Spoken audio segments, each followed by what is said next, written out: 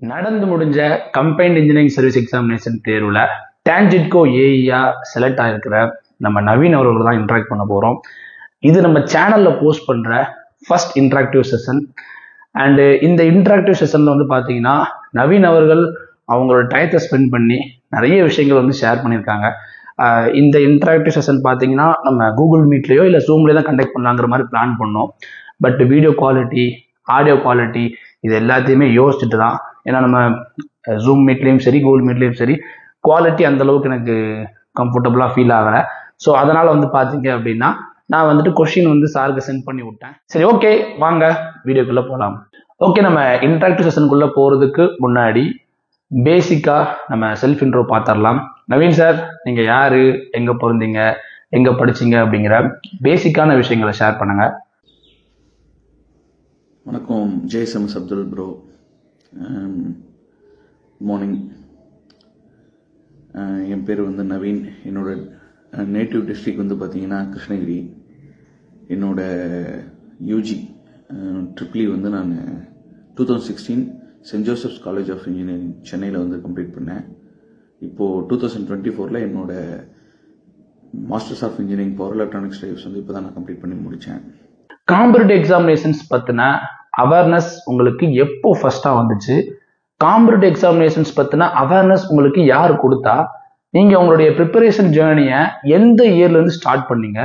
நீங்கள் அட்டன் பண்ண first exam என்ன, அதனோட ரிசல்ட் என்ன, அதில் நீங்கள் கற்றுக்கிட்ட பாடம் என்ன அப்படிங்கிறத பற்றி ஷேர் பண்ணுங்கள். 2016 2024 ஜேர்னி தான் என்னோட கவர்மெண்ட் எக்ஸாம்ஸ்க்கான ப்ரிப்பரேஷன் ஜேர்னியாக நான் எடுத்துக்கிட்டேன்.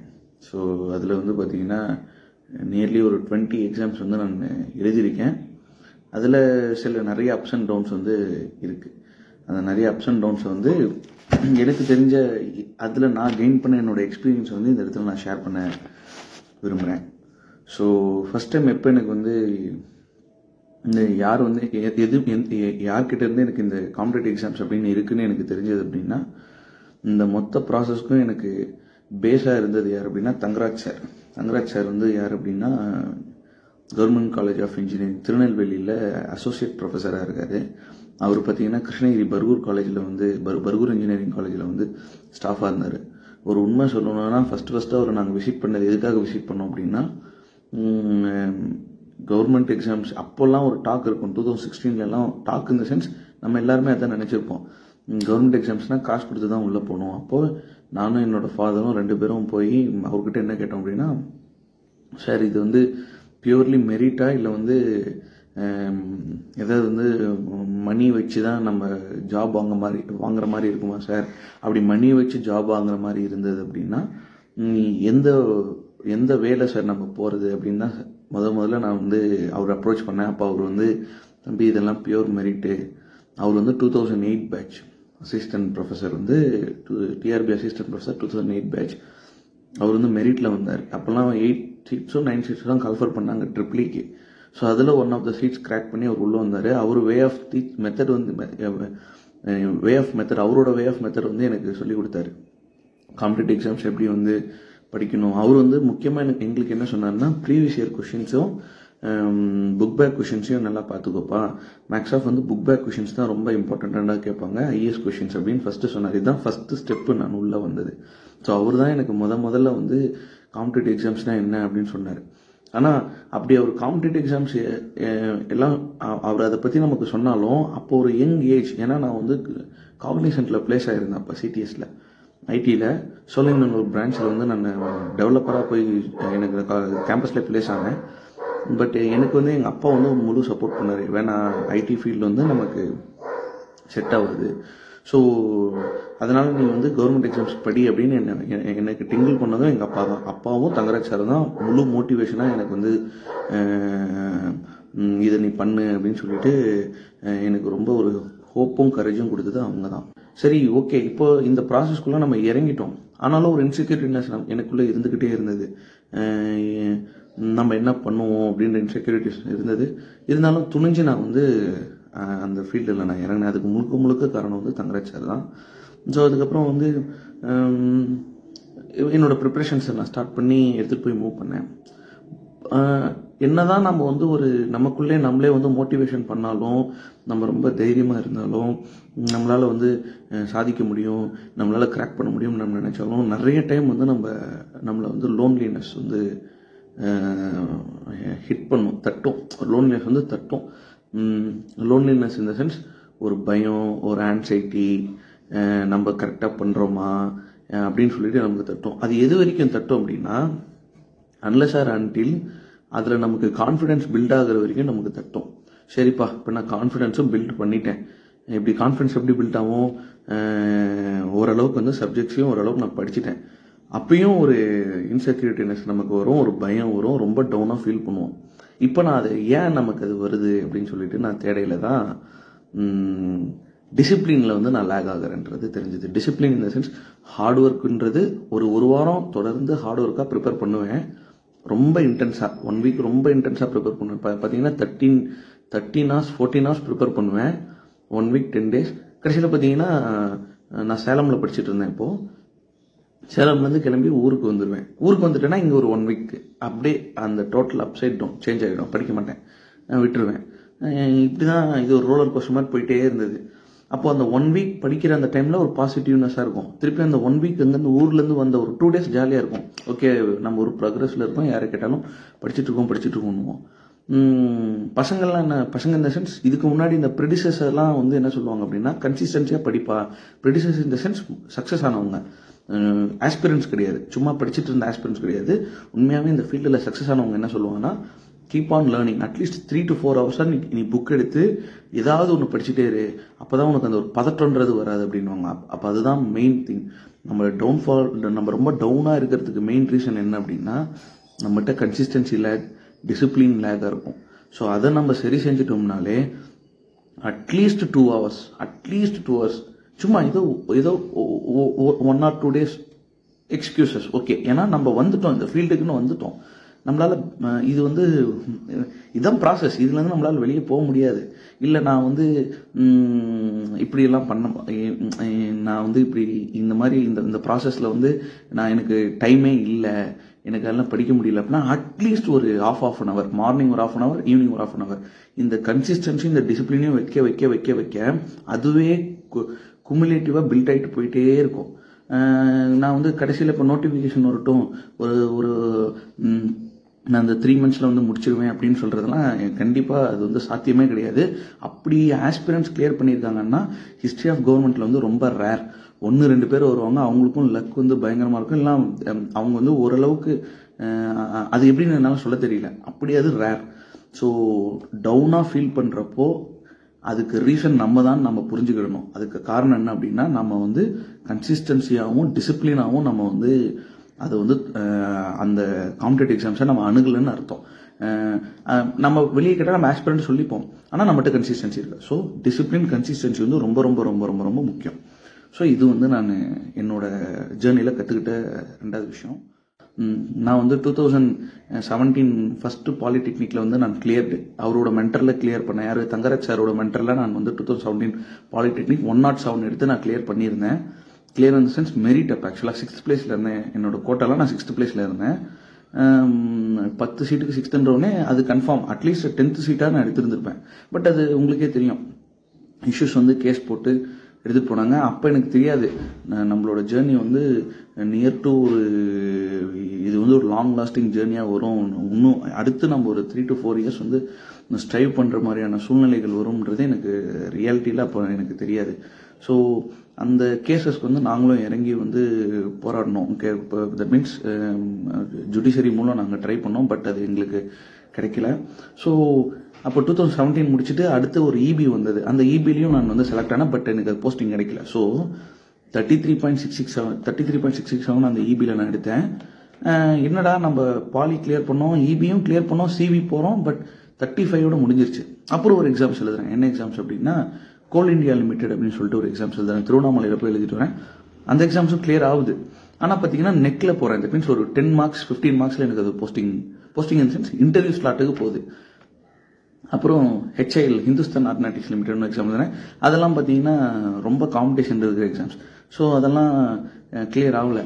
அதுக்கப்புறம் அப்போ தான் தோணுது என்ன நம்ம சப்ஜெக்ட்ஸ் படிக்கிறோம் பட் ஹார்ட் ஒர்க் பண்ணுறோம், டிசிப்ளினாகவும் இருக்கும். ஆனாலும் நம்ம அந்த மார்க்ஸை நம்மளால் ரீச் பண்ண முடியலையே. ஏதோ ஒரு இடத்துல அந்த ஒரு 10 மார்க்ஸ் ஒரு லேக் ஆகுது, 5 மார்க்ஸ் ஒரு லேக் ஆகுது, ஒரு 15 மார்க்ஸ் லேக் ஆகுது அப்படின்னு பார்க்கல தான் என்ன எனக்கு தெரிஞ்சது அப்படின்னா, பேசிக்ஸாக ஒரு அந்த சப்ஜெக்ட்ஸோட பேசிக்ஸில் ரிப்பீட்டடாக கொஷின்ஸ் கேட்குற இடங்கள்ல நான் ரொம்ப வீக்காக இருந்திருக்கேன். தட் மீன்ஸ் இப்போ ஃபார் எக்ஸாம்பிள் வந்து பார்த்தீங்க அப்படின்னா, இது டிஎன்பிஎஸ்சி ஏஇ கால்ஃபர் பண்ணுறாங்க, அப்படி இல்லைன்னா டிஆர்பி கால்ஃபர் பண்ணுறாங்க, இல்லை இது இபி கால்ஃபர் பண்ணுறாங்கன்னா அந்த எக்ஸாம்ஸோட ரெஸ்பெக்டிவ் எக்ஸாம்ஸ்க்கு ப்ரீவியஸ் இயர் கொஷின்ஸ் வந்து கம்பல்சரி நம்ம அனலைஸ் பண்ணி அந்த அனலைசேஷனில் ஒரு அவுட்புட் எடுத்து நம்ம எதில் அதில் ப்ளஸ்ஸாக இருக்கும், நம்ம எதில் அதில் வீக்காக இருக்கோம்ன்றதை வந்து நம்ம எடுத்து மூவ் பண்ணணும் அப்படின்றதுல நான் கொஞ்சம் ஸ்ட்ராங் பண்ணேன். சரி, அப்போது அது நீ அது பண்ணியா அப்படின்னு கேட்டால் கிடையல, அதையும் பண்ணலை. ஏன் அப்படின்னா அப்போது எனக்கு வந்து ஒருத்தர் ராங் மோட்டிவ் பண்ண ஆரம்பித்தார். எப்படி ராங் மோட்டிவ் அப்படின்னா, நீ படித்ததெல்லாம் பத்தலை, நீ இன்னும் எக்ஸ்ட்ரீமாக படிக்கணும், ஸோ இன்னும் ரொம்ப டெப்த்தாக நீ அனலைஸ் பண்ணால் மட்டும்தான் இங்கே இருக்கிற எக்ஸாம்ஸ் உன்னால் கிளியர் பண்ண முடியும்னு. ராங் மோட்டிவ்லாம் சொல்ல மாட்டேன், அது ரொம்ப தப்பு. அப்படி எனக்கு ஒருத்தர் எனக்கு ஒரு மோட்டிவேஷன் கொடுத்தாரு. அப்போ அவர் தான் எனக்கு வந்து 2018 வாங்குறேன் வீடியோஸ் 47,000 பே பண்ணி வாங்கி நானும் என் ஃப்ரெண்டும் ப்ரிப்பேர் பண்ணுறோம். அவரும் ப்ரிப்பேர் பண்ணி முடிச்சார். அவர் கொச்சின் ஷிப்யார்டில் போயிட்டார். அவர் வந்து மெக்கானிக்கல் டிபார்ட்மெண்ட்டு, அவர் கொச்சின் ஷிப்யார்டில் போயிட்டார். நான் வந்து ட்ரிபிள் ஏன்னா அப்போ வந்து ட்ரிபிளிக்கும் மெக்கானிக்கலுக்கு மட்டும்தான் ஓப்பன் பண்ணாங்க. சரி, அப்போது இபி இன்னொரு ஒரு கால்ஃபர் வந்தது. ஆனால் பை ஹார்ட் லக் நமக்கு வந்து அப்போ கொரோனா வந்துருச்சு. 3 years கொரோனா ஹிட். இதுதான் என்னோட டவுன்ஃபால் ஃபேஸே. எப்படி டவுன்ஃபால் ஃபேஸ்னா, நான் ப்ரிப்பேர் பண்ணி வச்சுருக்கேன், டெலிவர் பண்ண முடியல. ஏன்னா எக்ஸாம்ஸ் எதுவுமே நடக்கலை, எல்லாமே லாக்டவுனில் இருந்ததுனால நம்ம கற்று வச்சிருக்க வித்தை எங்கேயும் என்னால் காமிக்க முடியல. அப்போ தான் நமக்கு தெரியும் நம்ம எந்த அளவுக்கு வந்து ஸ்ட்ராங்காக இருக்கோம், நம்ம கரெக்டான பாத்தில் போகிறோமான்றது நம்ம எக்ஸாம்ஸ் எழுதுனா மட்டும்தான் நமக்கு தெரியும். நான் வந்து ஒரே எக்ஸாம்ஸ் தான் எழுதுவேன். இப்போ டிஎன்பிஎஸ்சி கம்பெனி சர்வீஸ் வருதுன்னா நான் டிஎன்பிஎஸ்சி படிப்பேன், அதுக்கப்புறம் இப்போ எக்ஸாம் எழுதுவேன், போஸ்டிங் வாங்குவேன்னா அதெல்லாம் ரேர். கண்டிப்பாக we should practice more exams. At least ஒரு 5 எக்ஸாம்ஸ் 6 எக்ஸாம்ஸ் ப்ராக்டிஸ் பண்ணால் மட்டும்தான் நம்ம என்ன லெவலில் இருக்கோம்னு நம்மளால் ஃபஸ்ட்டு அனலைஸ் பண்ணவே முடியும். தைரியமாக எழுதணும். கேட்டா அது வருது வரல போய் எழுதணும். ஸோ நான் அப்போது அந்த டிஎன்இபிஏ எக்ஸாம்ஸ்க்காக இருக்கையில் 3 years அப்படியே லாக்டவுனில் போயிடுச்சு. அப்போ நான் ஒரு சோஷியல் மீடியா அடிக்ட் ஆகிறேன். சோஷியல் மீடியா அடிக்ட் இந்த சென்ஸ் வீட்டிலே இருக்கும். பெருசாக வந்து ஒரு புக்ஸே தொட மாட்டேன். ஓகே நம்ம இது என்ன தான் கோவிடில் எல்லாருமே பண்ணது தான். ரொம்ப addict, call of duty games விளையாடிட்டு, இன்ஸ்டாகிராமில் வீடியோஸ் பார்த்துட்டு அப்படியே போகல திடீர்னு ஒரு நாள் டிஆர்பி பாலிடெக்னிக் எக்ஸாம்ஸ் வந்து கால்ஃபர் பண்ணுறாங்க. ஓகே, இப்போ எக்ஸாம்ஸ் வந்து வருது. எக்ஸாம்ஸ் இப்போ நம்மகிட்ட நோட்ஸ் இருக்குது. ஆனால் நான் என்ன பண்ணேன், ஒரு 6 months அதுக்கு ப்ரிப்பேர் பண்ணேன். எக்ஸாம்ஸ் எழுதுறேன், 110 தான் ஸ்கோர் வருது. சிவி போகிறேன், போஸ்டிங் கிடைக்கல. ஃபஸ்ட்டு பாலிடெக்னிக் வந்து 107, அடுத்த பாலிடெக்னிக் 110. இதுக்கு வந்து கேப் பார்த்தீங்கன்னா நான் 3 மார்க் தான் பில்ட் பண்ணியிருக்கேன். இந்த 3 மார்க்கு ஃப்ளூக்குன்னு வச்சுக்கிடுங்க. அப்போது எந்த ஒரு இம்ப்ரூவுமே என்கிட்ட இல்லை. கிராஃப் பார்த்தீங்கன்னா டிக்ளைன் ஒன்று நார்மலாக இருக்குது, ஆர்எல்ஸ் டிக்ளைனிங் ஃபேஸ் தான் சொல்லுவேன். ஏன்னா அதே 2017 பாலிடெக்னிக்கில் இதே அந்த 110 அந்த நியர் டு 120 எடுத்தவங்களாம் இந்த எக்ஸாம்ஸில் நியர் டு 140 130 அவங்களோட கன்ஸ்ட்ரக்டிவாக அவங்களோட கிராஃப் வந்து பில்ட் பண்ணியிருக்காங்க. ஸோ என்னோட சார் வந்து என்னை பார்த்துட்டு, ஏன்னா அவர் ரொம்ப ஹோப் வச்சுருந்தாரு இதில் வந்து கிளியர் பண்ணிவிடுவான் அப்படின்னு சொல்லிட்டு, தங்கராஜ் சார் பார்த்துட்டு, இல்லைப்பா நீ வந்து ரொம்ப தப்பு பண்ணுற, இந்த மாதிரி இருந்த அப்படின்னா காம்படிட்டிவ் எக்ஸாம்ஸ் ஏன்னா மிகப்பெரிய வாய்ப்பு பண்ணி விட்டுட்டேன். இதுக்காண்டி தான் நீ படிச்சுக்கிட்டு இருந்தேன்.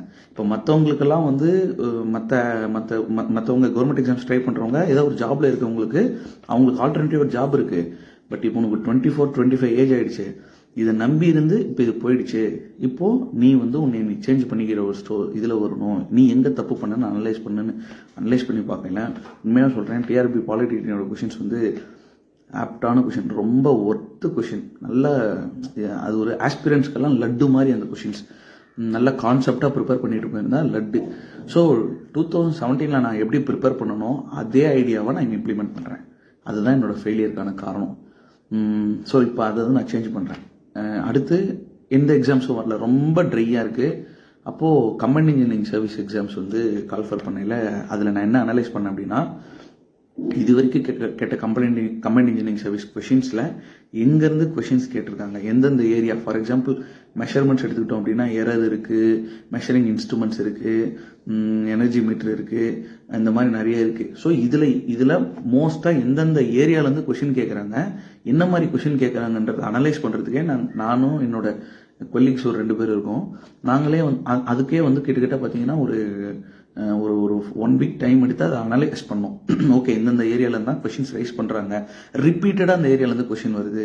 இப்போ ஒரு பவர் சிஸ்டம் எடுத்துக்கிட்டிங்க அப்படின்னா swing equation equal area criterion வருது அப்படின்னா கண்டிப்பாக அதில் ஒரு ப்ராப்ளம் ரைஸ் பண்ணுறாங்க.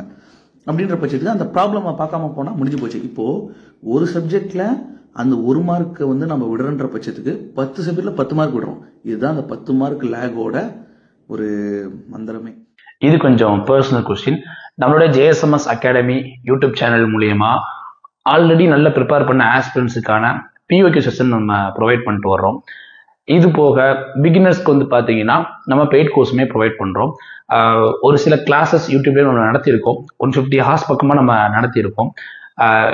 இது போக நம்ம டெஸ்ட் சீரிஸும் ப்ரொவைட் பண்ணிட்டு வர்றோம். ஸோ நம்ம POQ செஷன் பார்த்தீங்கன்னா நம்மளோட யூடியூப் சேனலில் பண்ணிக்கிட்டு இருக்கோம். இது போக நம்ம டெஸ்ட் சீரிஸ் பண்ணுறோம், பெய்ட் கோர்ஸும் ப்ரொவைட் பண்ணுறோம்.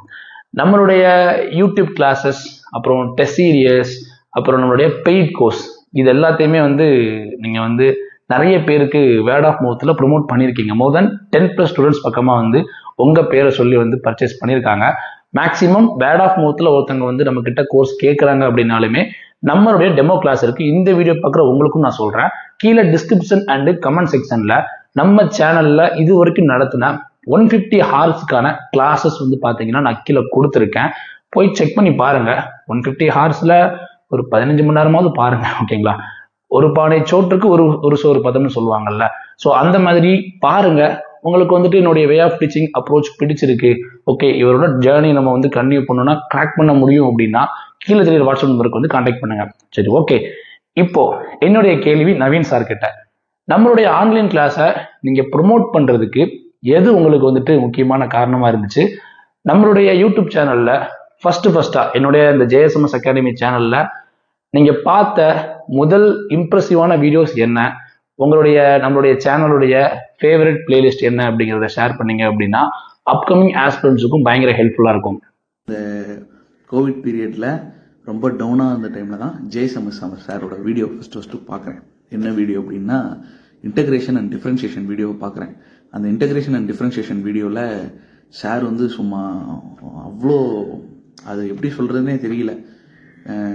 உண்மையாகவே லேகு தான். நான் மேக்ஸ் எல்லாம் லேகு, ஆவரேஜாக தான் படிப்பேன். பட் ஹார்ட் ஒர்க் பண்ணணும், ஜெயிக்கணுன்ற எண்ணம் தான், மோட்டிவேஷன் தான் என்னை தூக்கிட்டு விட்டுது. அப்போ இவரோட வீடியோஸ் எல்லாம் போடுறாரு, ட்ரிக்னாமெட்ரிக் பேசிக்ஸ் நடத்துறாரு, பார்க்கல சூப்பராக நடத்துறாருப்பா இவர்.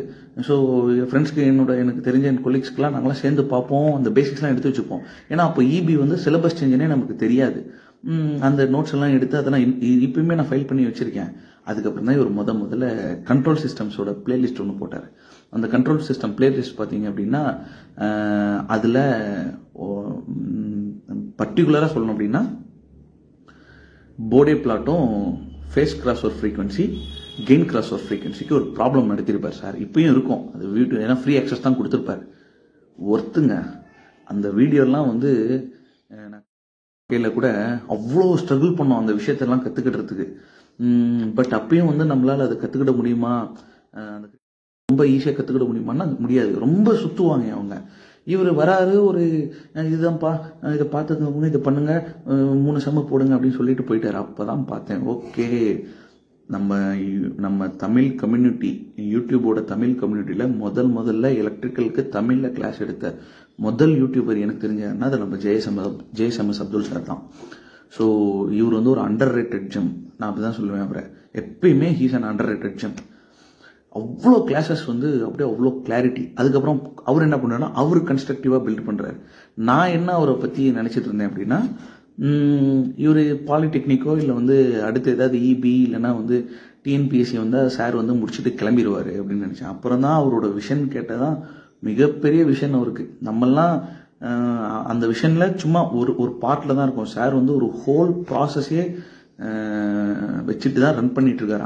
அதுக்கு மத்தியில் இவர் வீடியோ போட்டு அதை வந்து ஈஸியாக ஒரு ஆவரேஜாக இருக்காங்க, ஒரு ஃபேமிலியில் இருக்காங்கன்னா அவங்களுக்கு இதை எடுத்துகிட்டு போய் கொடுக்கணும் அப்படின்ற ஒரு மைண்ட் வந்து அவருக்கு அப்படின்ற மைண்ட் அவருக்கு இருந்தது. அது வந்து உண்மையாகவே பெரிய விஷயம். அதுவும் அந்த சின்ன ஏஜ்லலாம் என்னையோட சார் வந்து ரொம்ப சின்னவர் தான்.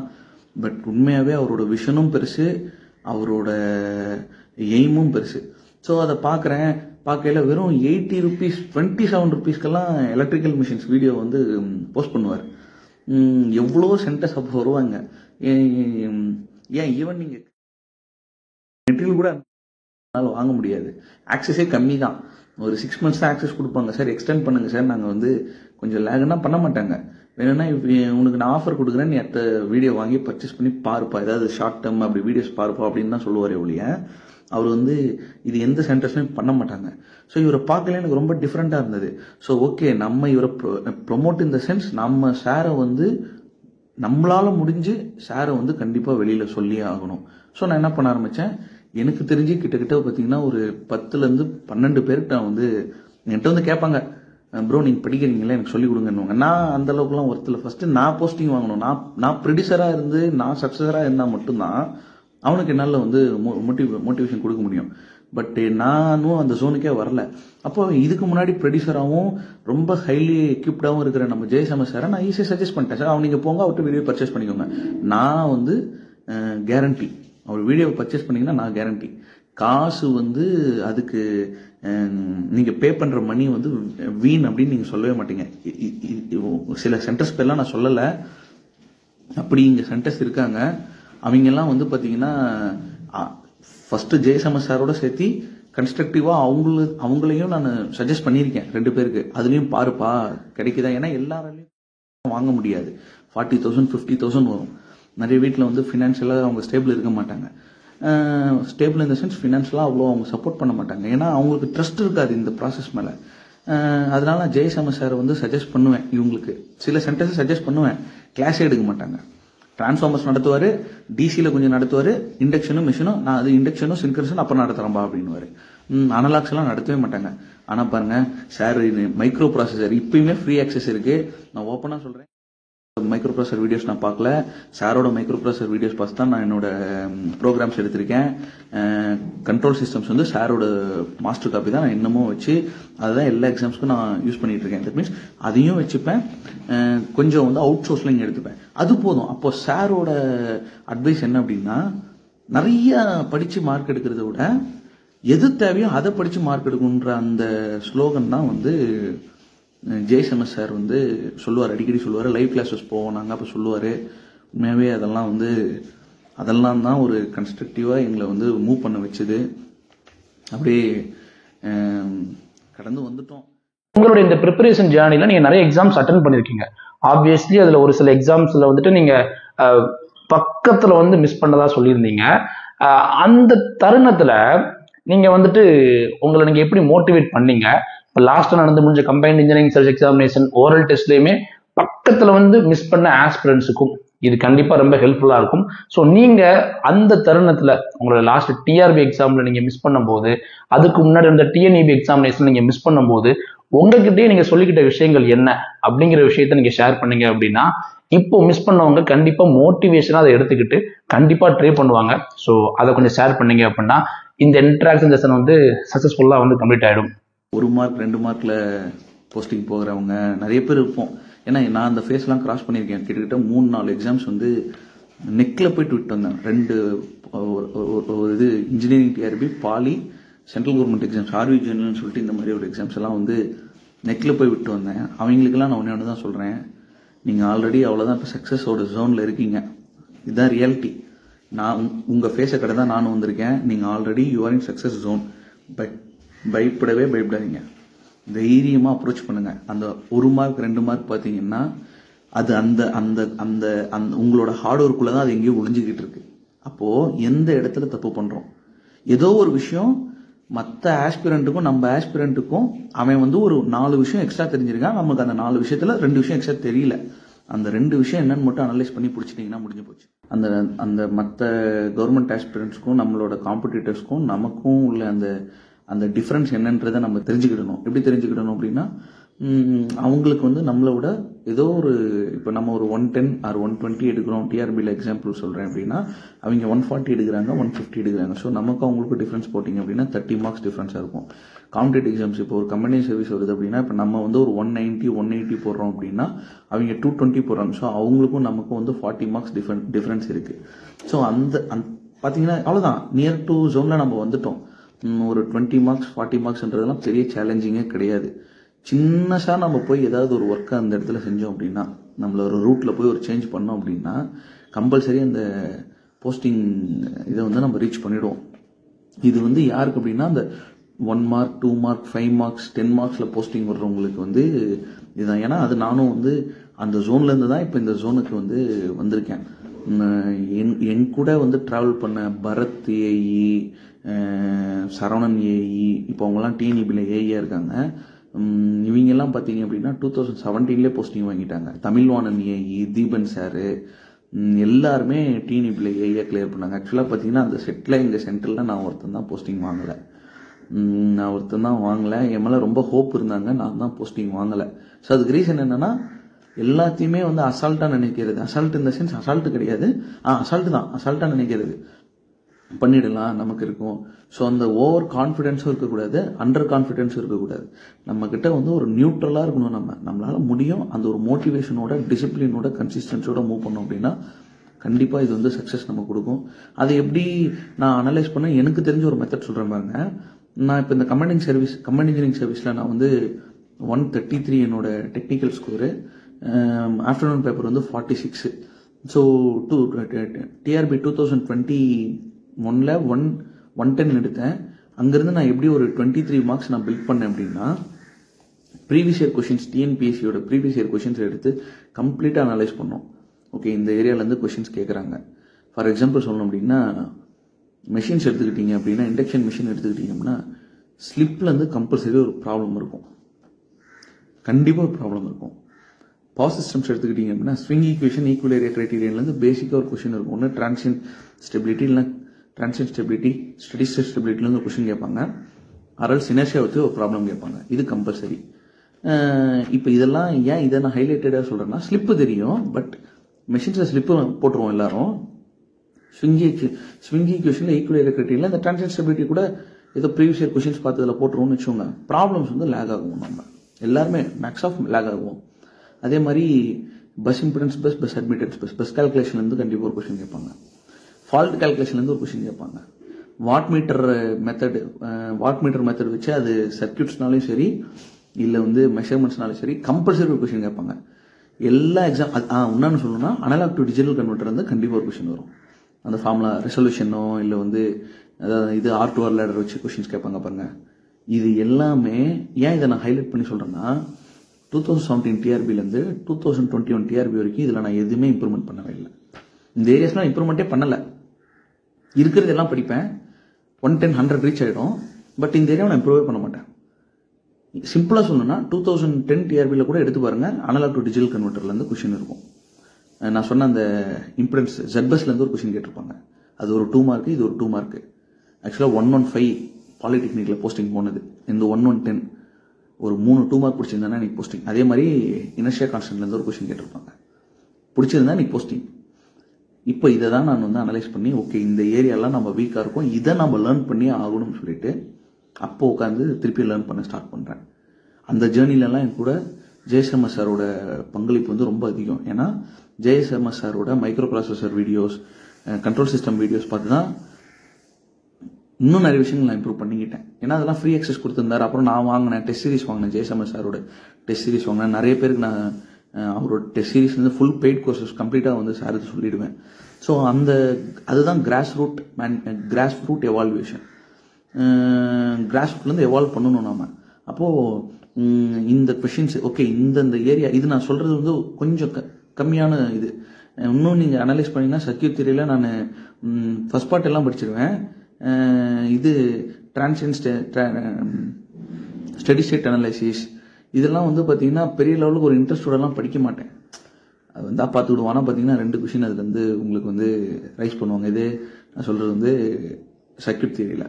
அதுக்கப்புறம் 2 போர்ட் நெட்வொர்க்லேருந்து ஒரு கொஷின் வரும். 2 போர்ட் பேசிக்ஸ் படிச்சுட்டு போவேன், சம் சால்வேஷன் பார்க்க மாட்டேன். ஸோ இதுதான் நம்மளே அனலைஸ் பண்ணாதது. இப்போது டாப்பருக்கும் நமக்கு என்ன டிஃப்ரென்ஸ் இருக்கும் அப்படின்னா, டாப்பர் என்ன பண்ணுவோன்னா இந்த கொஷின் இதெல்லாம் அனலைஸ் பண்ணி அவன் வச்சுப்பான். ஓகே, இந்த ஏரியாவிலேருந்து கொஷின் வராங்க, இந்த கொஷின்ஸை போட்டால் நமக்கு போஸ்டிங் அப்படின்றத அவன் அனலைஸ் பண்ணிப்பான். இப்போது அவன் ஒரு எக்ஸாம்பிள் சொல்கிறேன், சர்க்யூட் தியரியில் இதெல்லாம் அனலைஸ் பண்ணி ஒரு 14 மார்க் எடுக்கிறான்னு வச்சுக்கோங்க. சர்க்யூட் தியரியில் இதெல்லாம் அனலைஸ் பண்ணி 20க்கு 14 மார்க்ஸ் எடுக்கிறான்.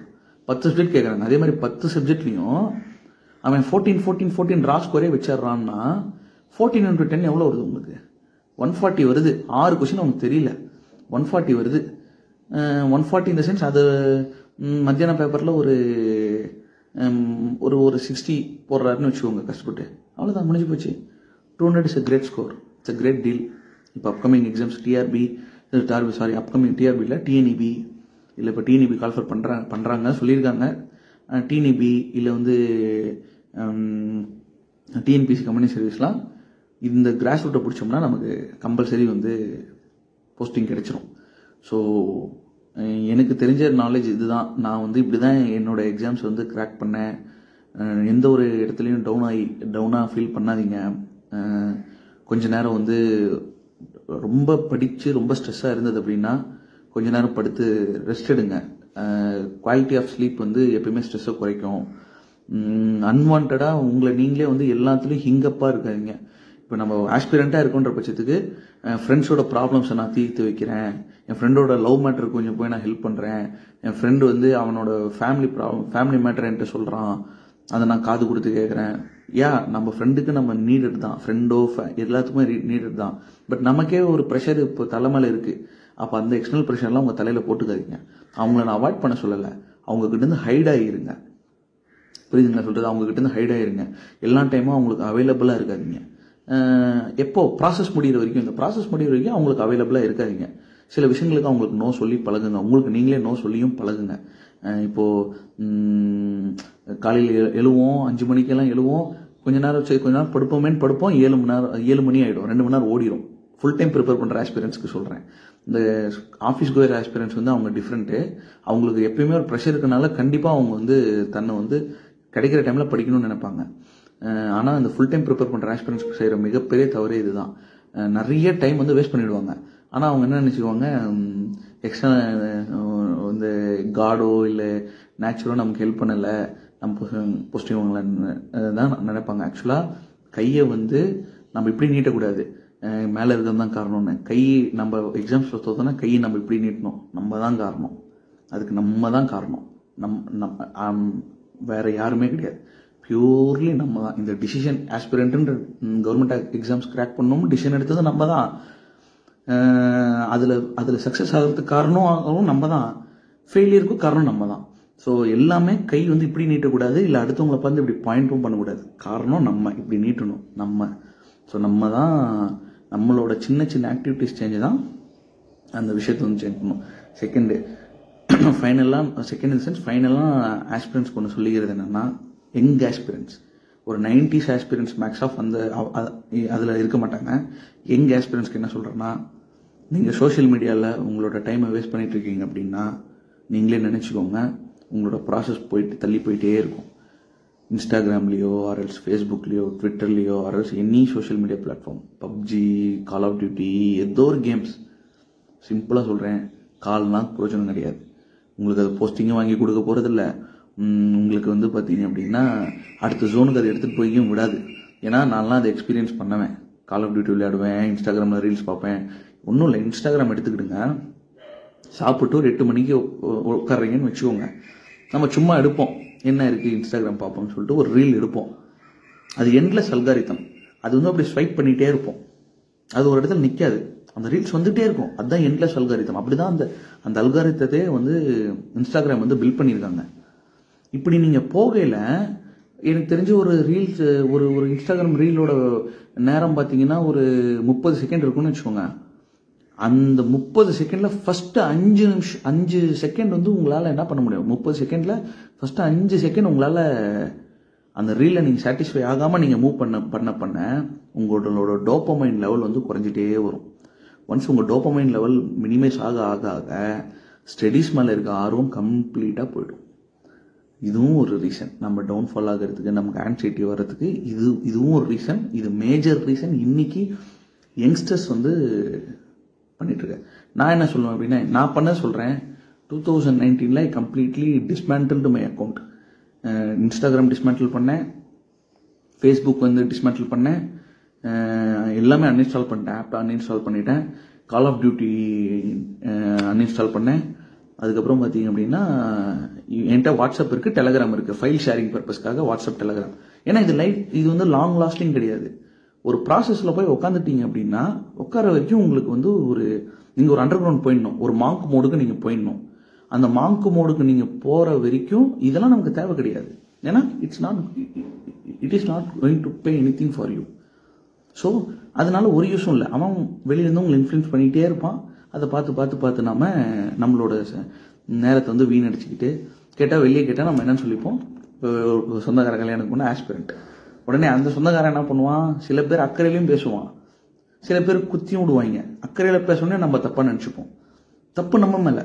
உட்காந்துட்டு சோஷியல் மீடியாவில் டைம் வேஸ்ட் பண்ணிக்கிட்டு தேவையில்லாத இதான் இந்த சொன்னோம் பார்த்தீங்களா, இதெல்லாம் வந்து கொஞ்சம் குறைச்சிக்கிட்டு சுகர் இன்டேக், எந்தெந்த லெவலுக்கு சுகர் இன்டேக் பண்ணுறீங்களோ அந்தந்த அளவுக்கு பிரெயின் செல்ஸ் வந்து வீக் ஆகிட்டே இருக்கும்.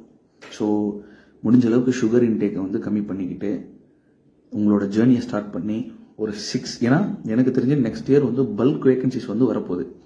கண்டிப்பாக எனக்கு தெரிஞ்சு இபி வரும், அதில் டிஏ வரும், இன்னும் பாலிடெக்னிக் எடுக்கல, இன்ஜினியரிங் டிஆர்பி எடுக்கல. இதெல்லாம் போட்டோம்னாலே பல்காக பார்த்தீங்கன்னா நியர் டு வந்து ஒரு 600 எலக்ட்ரிக்கல்ன்ற பாருங்க 600 எலக்ட்ரிக்கல் வேகன்சிஸ் மட்டுமே கிரியேட் ஆகுன்றது நான் நினைக்கிறேன்.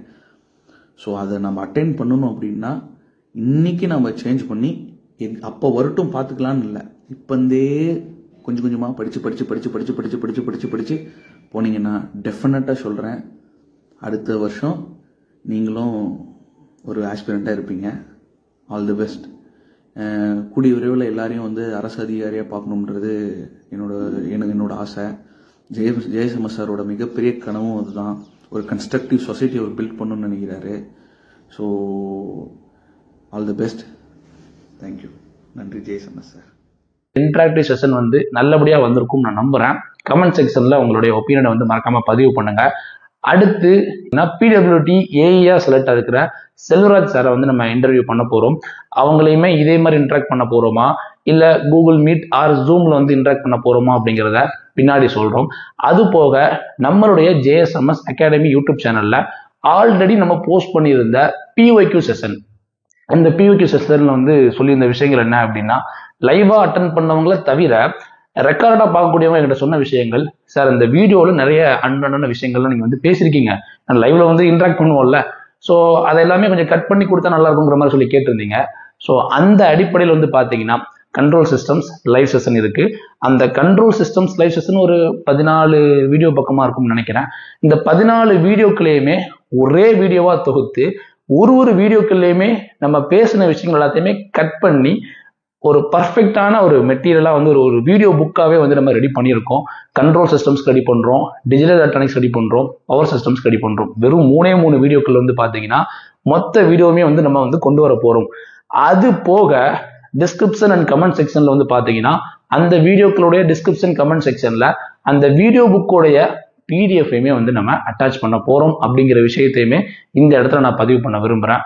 பெய்ட் கோர்ஸ் ட்ரிபிள் டிபார்ட்மெண்ட்டுக்கு வீடியோ கிளாஸ் மட்டும், ப்ரீ ரெக்கார்டட் வீடியோ கிளாஸ் மட்டும் 1 இயர் ஆக்சஸ்ல 3000 rupeesக்கு வந்து நம்ம ப்ரொவைட் பண்றோம்.